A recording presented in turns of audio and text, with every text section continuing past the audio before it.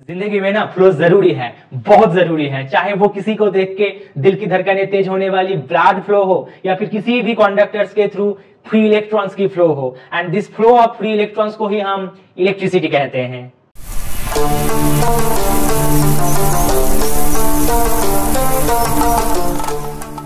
तो चलो एक सवाल के साथ शुरू करते हैं, that is what is matter.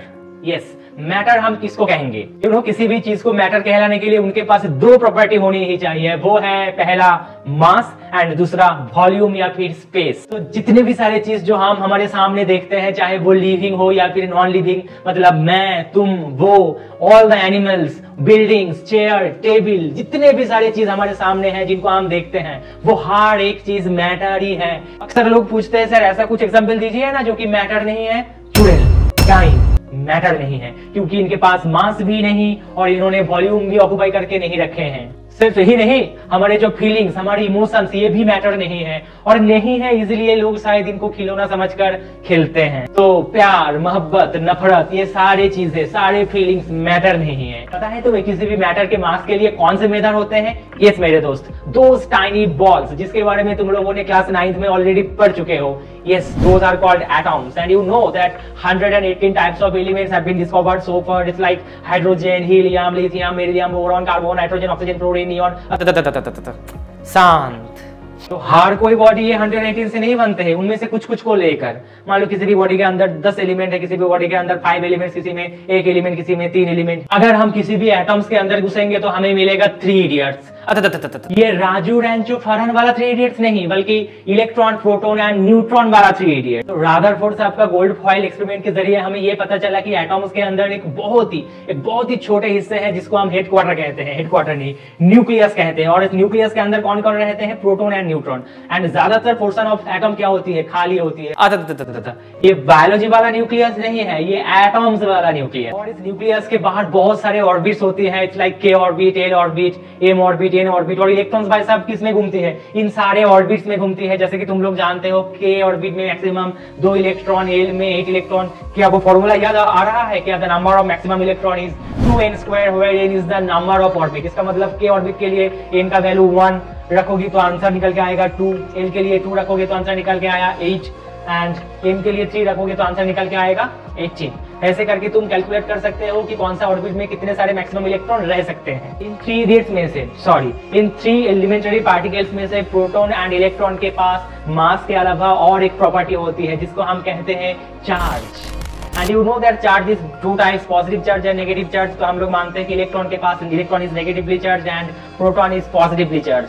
And जो न्यूट्रॉन भाई साहब है ना, जो कि न्यूक्लियस में प्रोटॉन के साथ रहते हैं, उसके पास कोई चार्ज नहीं है। तुम लोग ये भी जानते हो कि शायद इलेक्ट्रॉन एंड प्रोटॉन के चार्ज बराबर होती है, यानी इसका वैल्यू जो कि होती है 1.6 × 10⁻⁻19 कूलम। यस मेरे दोस्त, coulomb is the SI unit of charge. यानी एक इलेक्ट्रॉन का चार्ज अगर मैं पूछूं तो ये, और एक प्रोटॉन के लिए भी चार्ज वही होगा, लेकिन ये सिंबल क्या होगी? प्रोटॉन के लिए पॉजिटिव एंड इलेक्ट्रॉन के लिए नेगेटिव, क्योंकि तुम लोग जानते हो proton is positively charge and electron is negatively charge. और न्यूट्रॉन के लिए तो ऐसा कोई बात ही नहीं होगा। इस दुनिया में 2 चार्ज के बीच में एक फोर्स भी लगती है जिसको हम कहते हैं इलेक्ट्रोस्टैटिक फोर्स या कूलॉम्स फोर्स। और इस फोर्स का mathematical expression Newton gravitational force के साथ बहुत मिलता जुलता है, इसलिए शायद लोगों ने खुद को रोक नहीं पाया मीम बनाने से। तेजस्वी लोग ये क्या ही करे। और ये जो कूलॉम फोर्स है, इलेक्ट्रोस्टैटिक फोर्स है ना, ये अट्रैक्टिव भी हो सकती है या फिर रिपल्सिव भी हो सकती है। That depends upon the polarity of charge. Like charges के लिए क्या होगी? रिपल्सिव। एंड अनलाइक चार्जेस के लिए क्या होगी? अट्रैक्टिव। मतलब कभी खुशी, कभी गम, कभी अट्रैक्शन, कभी रिपल्सन। इट्स लाइक अगर कोई नया लड़का क्लास में एडमिशन लिया तो, अगर कोई नई लड़की क्लास में एडमिशन ली तो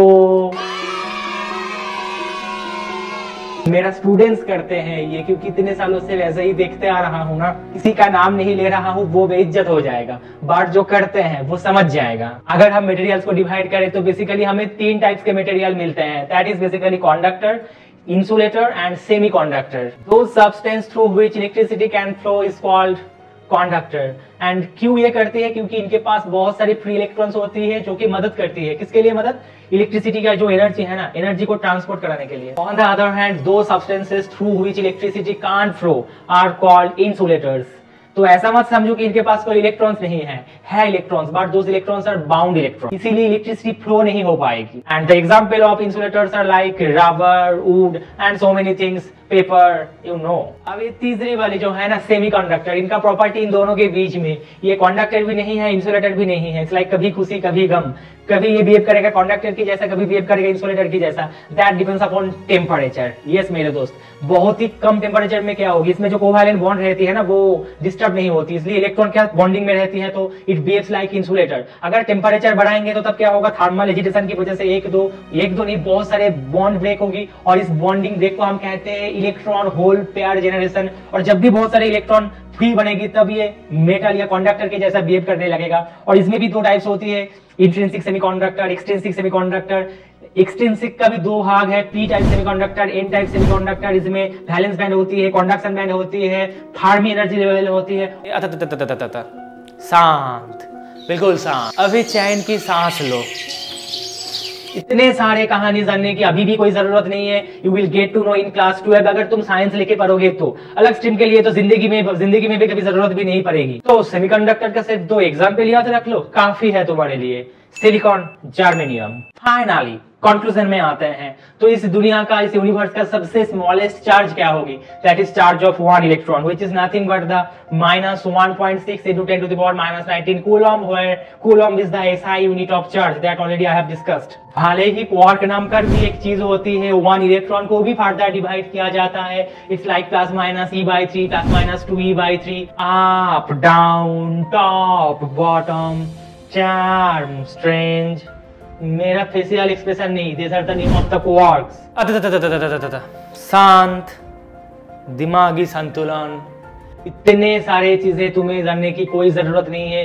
तुम लोग सिर्फ यही याद रखो कि सबसे स्मॉलेस्ट चार्ज क्या होगी, चार्ज ऑफ 1 इलेक्ट्रॉन, जिसकी वैल्यू होगी 1.6 into 10 to the power -19 coulomb. और इस दुनिया में जितने भी सारे चार्जेस है ना, वो इस integer multiple form of this 1। इसका मतलब दुनिया में चार्जेस ना कभी भी फ्रैक्शन में एग्जिस्ट नहीं करेगी, हमेशा इंटीजर या होल नंबर में ही एग्जिस्ट करेगी। इसका मतलब मैं बोल सकता हूँ कि 2e, 3e, 5e, 10e, 10 lakh 10 crore वैसे, बट कभी भी ये नहीं बोल सकता हूँ कि 1.3e, 5.6e, 97.23e फ्रैक्शन में कभी एग्जिस्ट नहीं करेगा, क्योंकि एक चार्ज या एक इलेक्ट्रॉन को तो तुम फर्दर डिवाइड नहीं कर सकते हो ना। मार दिया इलेक्ट्रॉन को, काट दिया बीचों बीच, it's not allowed. So the total charge that ever exists could be written as big Q equals to N into E, where you must have to remember that this number is always integer, यानी whole number। कभी भी ये number fraction में नहीं आएगा, क्योंकि तुम electron को नहीं कर सकते हो, ठीक है। So this is whole number, या फिर तुम इंटीजर भी बोल सकते हो। और एक बात, ये जो बिग Q है ना, this is nothing but the total charge,